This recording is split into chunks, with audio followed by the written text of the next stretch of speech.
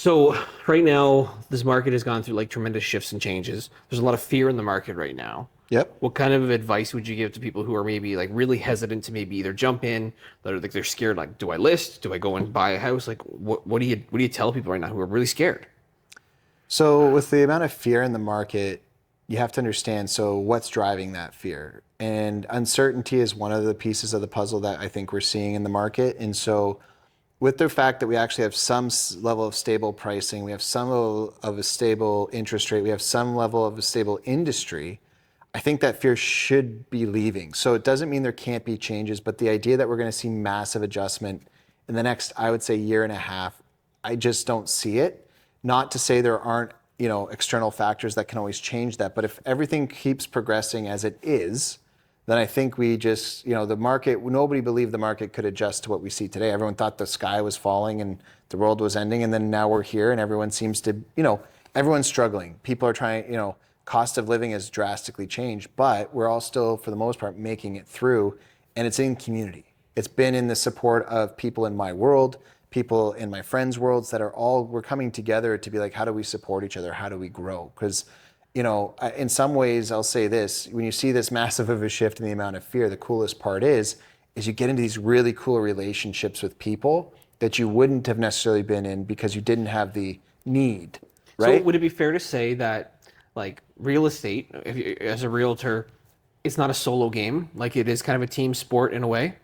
Yeah, I think when you think of real estate, you think of life. Life is relationships. So again, as a realtor, I have really good relationship with other realtors because you want to, we're always working, but at the same time, people have different experiences and being able to, hey man, what happened there? We saw this or this happens here. We're able to gain a lot of knowledge and experience from others who are going through things that maybe we haven't had to. And so when we do see those same things, when we are facing them for our clients, we have a bit of insight into some of the strategies to get through those things with the professionals they're using or ideas they have.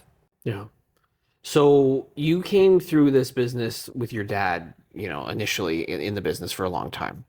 So talk to me about like learning business, from him and then obviously, building now your own. So building with my dad. So when I joined him in 2007 as his admin and growing the business back then, it was an interesting experience. And then progressing to taking over the company, and then him being able to retire to now kind of building again within the real estate industry, not as the investor but as the realtor again, is a really cool experience. So I'm still investing, still have intentions to do that. But again, the focus on real estate, making an amazing opportunity for clients to have amazing client experiences, bring knowledge, experience to the table so that they are getting the highest version of myself through the support of others. Because the way that I become the best version of myself as a realtor for my clients is to have the right people making sure that the background of what's going on is being managed correctly so that I'm not dropping balls because I'm doing 1,000 things.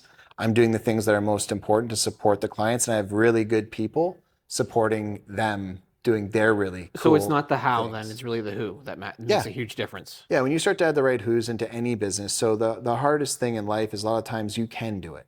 I can. I can do that. I can do this. It's like, but who's the best person for it? Who are the people that's what they're built to do versus myself I can renovate a home. I understand mortgages. I can't necessarily, I understand a lot of things, but there are professionals, lawyers, contractors, all of these people, this is their profession. This is what they do for a living. And even if I can sort of do it, I'm doing it with A, I'm going to be doing it slower. B, I'm going to not be doing it if I run into problems. I'm not going to have the solutions, whereas they will, or at least they'll know them almost instantaneously because they've run into them. I've learned that why have to if I can pay somebody else for their experience to get to a better result in a better timeline, and I can stay in the industry that I'm really qualified for and spend my time supporting people in my world, then it's better for me to work in real estate and then use those funds to help support other people's local businesses, right? So it's not that I'm not going to do work. It's just I'm going to work in the field that I'm most successful and most, skilled instead of trying to do everything, right? Now, when you talk about like all these other services that are tied to real estate, like you've over the what, 15 years Yeah. that you've been in this business, like there's mortgage brokers, there's lawyers, there's accountants, there's all these people that you have. Like, where could people maybe gain access to that list of who's that you have? Yeah, so we will have that up on the website, jordansylvester.com. Again, if you're not, if that's not a way you want to communicate, you can reach out through the email or by jumping on some of these videos. You'll start to meet some of our contractors through our videos and things. But what's really cool is if you give us a call, we have a list we can send you on the website. It'll be there. So you've been a real estate investor. You said you can do a lot of the like the renovations and stuff yourself, but you don't Yep. swing a hammer anymore. No, I gave up. So what I learned was if I go swing a hammer, it's not to state that that's a bad job, but it's not my skill. I have a lot of good friends. If they're going to frame a wall, it takes them 30 minutes and it takes me 3 hours. So the question, very simply, is why wouldn't I pay my friend for 30 minutes of his time to do something better than I can, quicker than I can, and for the benefit of my own business, not even just for my clients, but my own business. I've seen profits increase because of using professionals versus decrease. Yes. Well, what kind of advice would you give to somebody to like help them pick a contractor? Because like if they don't know the area, like how would they go and find somebody? What advice do you give? I usually go and tell them, like, there's reputable contractors. So let's say my contractors are all busy, every single one that I know. Well, then I go to my actual contractor and say, hey, I know you're busy. Who would you, if you were recommending to somebody else, who would you go for, So like a right? referral then. Yeah, Yeah. again, in the business, it's all about referrals and who you know. And then my contractors know other contractors. And again, I like to work in relationships. So when I build really good relationships with people I can trust, I can also then trust them to have likely built relationships because most of them have worked with other contractors. Most contractors didn't just wake up one day and swing a hammer. They have friends and other people in the business that they know over the years. So when they are too busy, they have what you call, like, I don't know, pressure valves that they're like, oh, I'm not able to do that right now, but if you need it done next week, I've got this guy over here who's really good. When I get myself stuck and I need support, I make a call to him too, and he comes and helps me out. And that's usually retired guys. One of the cool things I've learned with a lot of the contractors is they've all grown up with the old man who did it a certain way. And even though he may not be young anymore, but he still likes to do these side projects, especially for our homeowners who just need something smaller done. They're not looking at full scale rentals like I do in my investment world. Yeah, we've got kind of jack of all trades, right? But like when you sit there and think about a lot of renovations, everyone knows that a lot of contractors or construction jobs, they might go over budget. Mm-hmm. So what kind of advice would you give to somebody who's maybe trying to do a reno to maybe either, get their place ready to sell or whatever it's going to be to like make sure that their job is maybe delivered as close to on time as possible or close to the budget that they were looking for without it getting out of control? How do you manage that? Yeah, so again, time and money, right? So you'll get different quality based on what you usually pay. So if you want something done in 2 days, you need a certain level of contractor, a certain crew, right? So some contractors are single guys. They're just out there doing their own thing. Well, that guy's going to take a week to do a project that a crew can do in a day. The reason is there's one guy versus 8 guys, and you're going to pay more to a crew of 8 likely to do that job because you're saving 4 days of time. So the other really cool thing you got to remember, and this isn't because contractors are trying to overcharge or do anything wrong, they're going to run into errors in the middle of a project they couldn't foresee till they opened up a wall. I always recommend if you have $10,000 to spend, make it 8, use the 80-20 rule, 20% over budget. So if you're thinking I'm going to go out there and I'm going to do a $10,000 bathroom, you can't spend $10,000 in the quote. You should look for $8,000, and then, if it ends up being 10, that's fine. But again, a lot of times it can be 8. It's, So account for like a 20% overage that might variance. happen, right? Yeah. Yeah, okay.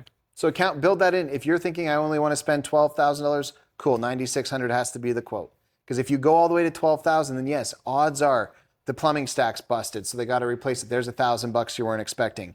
You've got this. They open up a wall. There's knob and tube wiring. You open up a wall, and all of a sudden they've got to do restructuring to whatever to support. You open up the floor, and there's rotted wood that they got to replace or resupport. There's all kinds of things that a contractor just looking with the visuals at the job wants to quote you for, and they're going to quote you with honesty and integrity, most of them. But at the end of the day, they can't see beyond what's in front of them, and when they run into that, they have to come and knock on your door and say, "Hey, this is a $1,200 problem."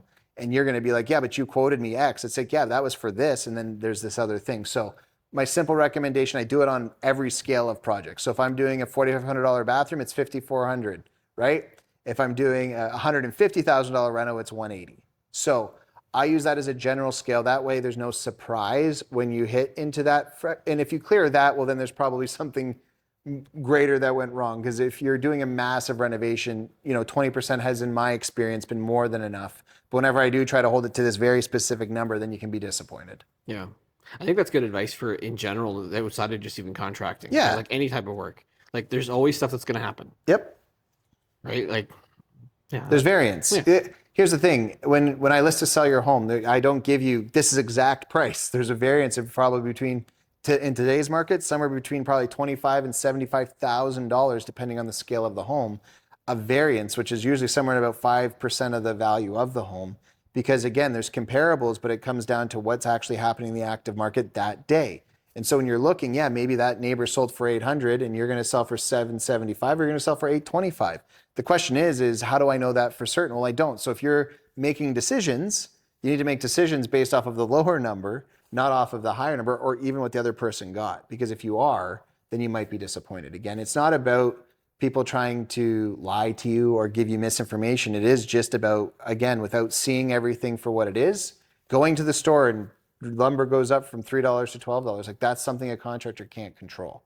So there's just things in life where I think if you're trying to be too specific, you're going to get yourself in trouble. A 20% variance on again, renovation skills, 5% variance in pricing of your home. These are all things that are pretty practical and normal.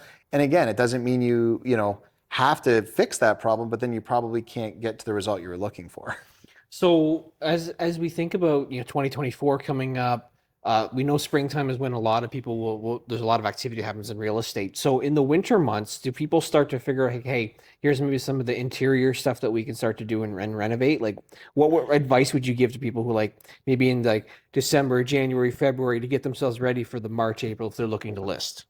Well, also, again, here's the thing. So I have the theory that the prices go up the most in May, but also so does the demand. So if you're looking to buy and sell, it really might be better to do it in the winter months because you're less competition on the buy side. And you're less yes, there's less competition when you sell, but there's less listed, right? So you're one of a few versus one of many. So again, there's a conversation to be had there, but the biggest thing you want to be, if you're thinking about buying or selling, it's going to be getting all the minor things done today, so you don't have to try to figure out how to do that in 2 weeks if you do find the perfect home. You want to, if you're already kind of thinking, oh, we're going to probably move in maybe in the next 3 to 6 months, have me out early. I'll definitely be able to give you some quick ideas about what you can wait on, right? Till we're like a week out. Like we're going to buy a house, because if you buy a house and you get a house to sell condition, which is where you can make an offer on someone's home and then sell your own home. Well, you don't want to have 2 or 3 weeks of renovations or things you need to do. But if you have 2 or 3 days, so we can get it photo ready, get it on the market, get it there so that you don't lose out. Because most of the times when you have a house to sell condition accepted, there's also something called an escape clause. An escape clause basically allows the other seller to accept another offer that they find good for them, and then they only give you 48 hours to make a decision on whether you're going to remove your condition or leave it. So being prepared for those circumstances is, the more prepared you can be, the better. More than happy to show up to, of course, help you be prepared. Even if it is just, well, maybe we'll move in a year, maybe we'll move in 6 months, but there's a process that you need to undertake to kind of make sure you're ready at home to make things easier on you than when I show up and say, okay, now you have to pay these contractors and you need the crew out, right? So you're going to pay a bit of a premium versus having the ability to get, Uncle Bob over to do these final renovations and he can putz away at it over a 3 or 4 month period while you're not, really, really ready to get into that motivation. So basically what you're saying essentially is like, as people start to think that, hey, maybe I want to, sell, list my home, whatever, have someone like yourself out to take a look early so you can start to figure out what that plan is. So it's not just done last minute. Yeah. You'd think what's really funny is in life we plan for school, in life we plan for our job, in life we plan for our vacations. But when you're going to sell the largest asset, a lot of times you make that decision and overnight you're like, okay, now what do I do? It's like, so if you're in the thought process, that you're not wasting my time, you're not wasting it, you're not wasting your time if you're getting education around the current market value of your home, the things you can do to improve your home, and then setting up, like, whether that's a retirement plan, whether that's using the property as equity, to turn around and buy an investment, whether that's helping your child buy their first home using equity from your home. There's lots of things people are trying to do and don't always understand the hows. And so again, what I have is the who's to help with those hows. And that's really where going to the website, building out all of these really cool people. And what I also would, if you're watching this, if you've got some really great people that you work with in your world in those industries, I'd be more than happy to take a look at their work and put them on the list and start to, add more people, because one of the things I know, you can never have too many people who help people. What I'm not looking for are people who've taken advantage of people, who, don't show up on time, who don't get things done. What I'm really looking for are some amazing people who can support my world, who can help support other people's worlds. So guys, I'm asking for your help too. I got a lot of really good people on my side. I'm looking for more good people always. I think one thing that's really like evident working with you is that speed matters to you. Mm-hmm. Speed in real estate also matters quite a bit in general. Well, Can you talk about that yeah. importance? So when you're active in the market, the hardest part is again, we're in a bit of a stable market today. In the old market, so in the market that we've had for the past few years, speed was extremely important, because you would be trying to sell your home and then you had to try to buy a home, or vice versa. The speed the market was changing was pretty drastic, like 2 to 3% a month. Whereas right now you have a variance where you're moving up and down, but you're staying within probably a 5 or 10% window. And so the nice part is today is you get the ability, in my opinion at least, to make more accurate and concrete choices. And you do have a little bit more time. But here's the thing. So if I sell your house today and you buy a house tomorrow, then you're in the same market. The value of your home and the value of the home you're purchasing have a relative, or should have a relative comparison. But if you sell your house today and you buy a house in 6 months, well, the market could be up or down 10 or 15% in that window. And of course, if the market's down 10%, yay. If the market's up 10%, oh, right? And so I don't usually recommend people try to make that bet. And most of the people that do lose. And it's not to say that they're making it for the wrong reasons. It's really, really hard to guess the market. And I'm a realtor. I look at the numbers, and honestly, when people are like, okay, what's your crystal ball say? I said, it is foggy. And the reason is because there's a lot of things on the world stage that could impact the market. We have a US election next year. We have our own election coming up in 2 years. We have the Bank of Canada making certain decisions based on inflation. We have, those are local impacts. We have the world at war in different parts of the world and things happening over there, and we're not drawn into that yet as a country or as a culture per se, even though it's kind of around us. Again, if that changes. So I don't want to create any fear, and I think it's but when you buy and sell at speed, where you're buying and selling in the same market, I think it just benefits you because it gives you stability. And unless you have a lot of money to kind of back a play, because when you do a 10% adjustment and it goes up by 10%, that can be a $100,000 problem pretty quickly. Yeah. Talk to me about the importance of referrals. So referrals, like everything in business is relationship. And so I would say referrals are based in relationship. And what's really cool about that is whether it's a referral to a mortgage broker, to a realtor, to a lawyer, to a contractor, to, the barber you use, to any service industry you're looking for. One of the coolest parts about that is it's having great relationships produces great relationships. And when you are honest and kind in your response to people, those same people tend to respond the same way. Generosity is prevalent. Most people are working for their families, for their world, but at the same time, they're doing it with a level of integrity to also support the people in their world. Most people are giving by nature in the service industry. That's why we serve. It's the service industry. So again, there's always going to be those people out there that you have to have caution on and watch out for. And that's, again, when I look at referrals though, like when I look at people, they're handing me a person that they trust me enough to care about this person they're referring me to enough that they want me to know that they love them and that I need to love them like they do. And that's fine. I take every person, I like relational. So for me, yeah, I'm very direct, and I am very motivated by people making decisions with information and being able to move through that process, but it's through educating them to be able to do that. It's not that I'm expecting you to have that first thing, right? That's I've learned in business. It was not, my nature's always been very direct. I've learned to remind myself that I need to educate before I have that permission, and I will ask for permission. in the relationship to be like, do you want me to tell you the truth, or do you want me to put kid gloves on? Like, where are you at? And the reason I've learned to do that a little bit is because I understand that not everybody in the process goes through it the same way. And I want to be able to support those people that aren't exactly like me. And a lot of ways I'm learning to do that is through adding people in my world who are not me. Yeah. Right? And it's the who's again. So who's best to serve this person? So if you refer me somebody, it does not, and for whatever reason, I don't believe that I'm the best realtor or going to be able to work with them the best. I'll be honest with them about that. And I've got other realtors who would be amazing to work with them too.